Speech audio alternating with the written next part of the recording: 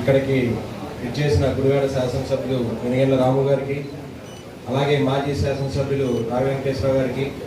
మాజీ municipal chairman ఎలవత్ Srinivasarao గారికి, అలాగే తెలుగుదేశం పార్టీ సీనియర్ నాయకులు గోచి సత్యనారాయణ గారికి, అలాగే మున్సిపల్ కమిషనర్ గారికి, మరియు తెలుగుదేశం పార్టీ నాయకులు, జనసేన నాయకులు, అలాగే ప్రభుత్వ అధికారులందరికీ కూడా నా నమస్కారాలు తెలియజేస్తూ, ఏదైతే మన గత 5 సంవత్సరాలుగా అనేక ఇబ్బందులు పడి ప్రజలందరూ కూడా అనేకమైన ఇబ్బందులు పడ్డారు. ఏ ఒక్క పథకాలు కానీ, ఏ ఒక్క కార్పొరేషన్లు కానీ లేని పరిస్థితుల్లో మనం గత 5 సంవత్సరాలు చూసాం. అలాగే ఈసారి మంచి ప్రభుత్వం, గౌరవనీయులు ముఖ్యమంత్రి వర్యులు చంద్రబాబు నాయుడు గారు, అలాగే ఉప ముఖ్యమంత్రి వర్యులు పవన్ కళ్యాణ్ గారి యొక్క నాయకత్వంలో